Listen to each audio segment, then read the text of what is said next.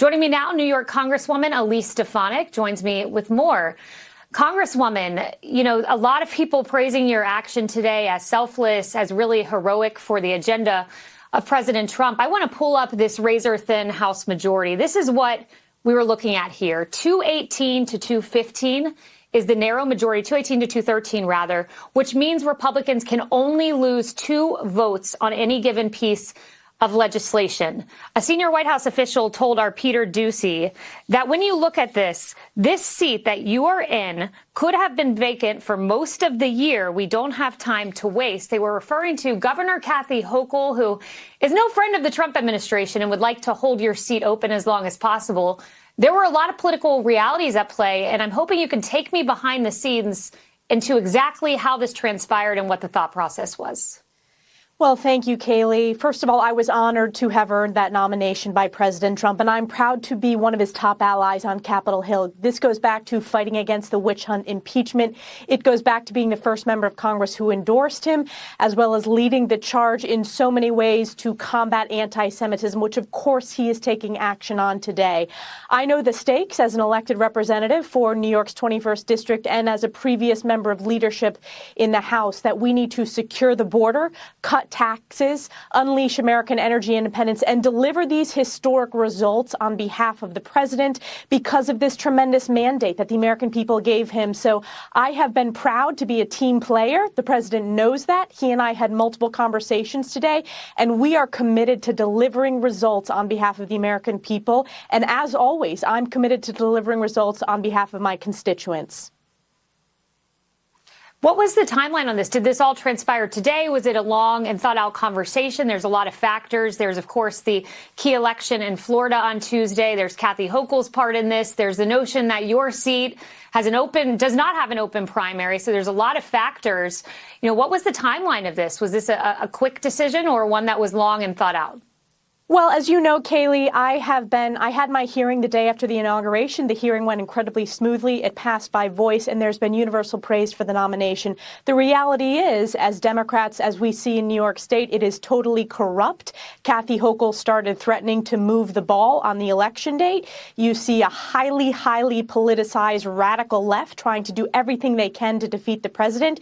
And this is about stepping up as a team. And I am doing that as a leader to ensure that we can take hold of this mandate and deliver these historic results, that we can pass this reconciliation bill, which will have tax cuts. It will have border security, American energy independence. And importantly, I look forward to continuing to hold higher education accountable for their failures, as well as all of my work on the House Armed Services Committee and in the national security space that I have been known for at the highest levels in Congress. So it really came to a culmination today, but it was a combination of the New York corruption that we're seeing under Kathy Hochul, special elections, and the House margin. And look, I've been in a House. It's tough to count these votes every day, and we are going to continue to defy the political prognosticators and deliver victory on behalf of President Trump and, importantly, the voters across this country. Congresswoman, you were the first Congresswoman or Congressman, first member, I should say, to endorse President Trump for president. I remember when I was press secretary, he called you a Republican star. You showed that to be the case in the anti-Semitism hearings, where you were responsible for some of these presidents stepping aside. You've been instrumental to this party, a warrior for the party. House Speaker Mike Johnson had this to say about you today. We'll pull this up here. Today's selfless decision shows America what those of us who work with Elise already know. She's deeply devoted to her country, fully committed to see President Trump's agenda succeed in Congress. I will invite her to return to the leadership table immediately. Your old spot GOP conference chair is taken by Lisa McClain. What do you think your new leadership position will look like? Do you even know yet?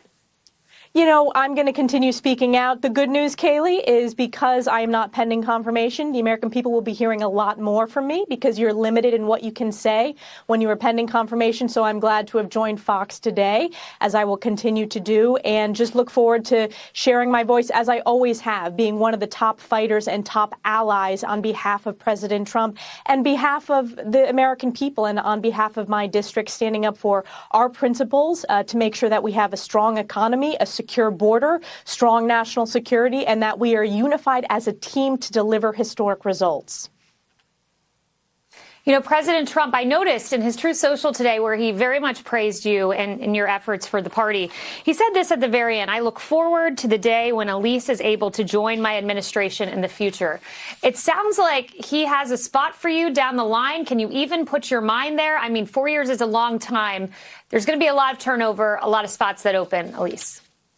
Well, the president is going to continue to deliver just incredible results. He has had a nearly perfect first few months and has just done a tremendous job on delivering what he campaigned on.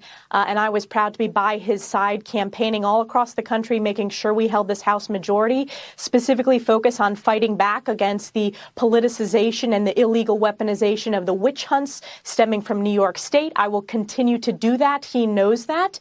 And I look forward to continuing to serve in different ways. And Kayleigh, while I've been in the House quite a long time, I, am proud to still be one of the youngest members, although I'm very happy that there are younger ones too. But this will be my 11th year in the House, and I have a long ways to go and will continue to speak out and use my voice to help the American people and stand up and support the president. And Congresswoman, one last question, because Hakeem Jeffries and the DCCC, they're all out there saying this is, a sign that the Trump agenda isn't working. And it's almost laughable because when you look at polling, you see President Trump at record highs in NBC. You see him at record highs in CNN and our Fox polling. And then you see Hakeem Jeffries there and the Democrats at record lows. So is this just political posturing he's doing? Because it seems to have no bearing in truth. It's desperate political posturing from the Democrats. As you pointed out, Kayleigh, they are polling at a historic low point versus President Trump has historic approval ratings, as well as congressional Republicans have historic approval ratings right now. And I want to point out that Hakeem Jeffries actually has among the lowest approval rating for any leader of either party in the House in modern history. And add on top of that, you have the implosion of Chuck Schumer, who is likely going to face a very, very contested primary in New York State. And you have Governor Kathy Hochul, who is the lowest polling New York State governor ever. So this is a Democrat Party that is an absolute free fall. Democrats are failing to unify versus Republicans are defying all political odds. We are defying what the media is saying and continuing to pass these important agenda items, which we will do in the House, working through the Senate, and the president will be there to sign them. But this is a shift in leadership from the abysmal failure of Joe Biden to the strength that we're seeing under President Trump. I've been proud to be a part of it. I am here to deliver results on behalf of my constituents and the American people. And that's what I committed to doing today with the president. And I consider him a friend. I'm proud to be a leader in the House in terms of one of his top allies, and that will continue to be the case. Well, Congresswoman Elise Stefanik, you're being praised as a selfless warrior, and I look very much forward to seeing what the bright future holds for you. Thank you so much.